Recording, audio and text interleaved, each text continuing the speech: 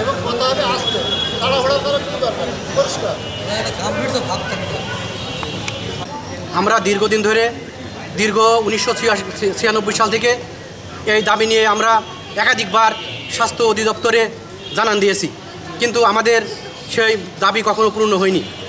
সেই অনুযায়ী আজকে আমরা চুয়াডাঙ্গা জেলা স্বাস্থ্য সহকারী অ্যাসোসিয়েশনের পক্ষ থেকে সিভিল সার্জন অফিসে সকাল 8টা হইতে বেলা 11টা পর্যন্ত আমরা অবস্থান কর্মসূচিতে আছি।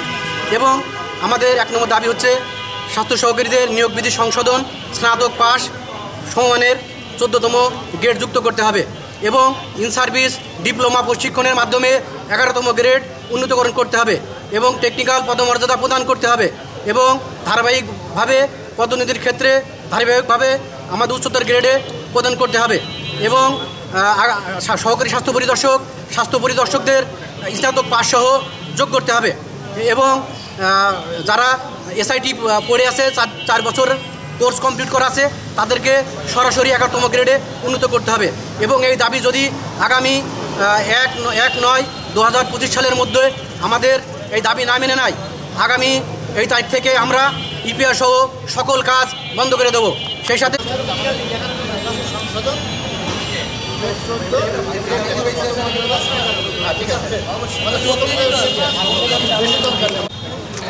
আমরা চুয়াডাঙ্গা জেলায় বাংলাদেশ হেলথ অ্যাসিস্ট্যান্ট অ্যাসোসিয়েশন কেন্দ্রীয় কমিটির আহ্বানে চুয়াডাঙ্গা সিভিল সার্জন অফিসে সকাল 8টা থেকে 11টা পর্যন্ত কর্ম অবস্থানে আছি। আমরা চুয়াডাঙ্গা জেলায় মোট 30 জন মহিলা স্বাস্থ্য সহকারী আছে, পাশাপাশি আমাদের আরও পুরুষ স্বাস্থ্য সহকারী আছে। আমরা তাদের সাথে একযোগে সবই এই আন্দোলনের সাথে সংযুক্ত আছি। আমরা চাই আমাদের এই যৌক্তিক দাবিগুলো সরকার যেন সুবিবেচনা। এবং কথা হবে আসতে তাড়াহুড়া করার কোনো দরকার নেই, পরিষ্কার।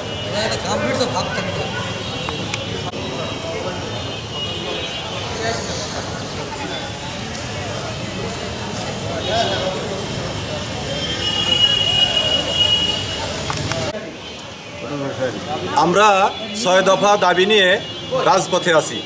আমাদের দাবিগুলোর জন্য আমরা 1 সেপ্টেম্বর সময় বেঁধে দিয়েছি। এই 1 সেপ্টেম্বরের মধ্যে যদি জিও না হয় আমরা ইপিআই সহ সার্বিক কার্যক্রম বন্ধ করে দেবো।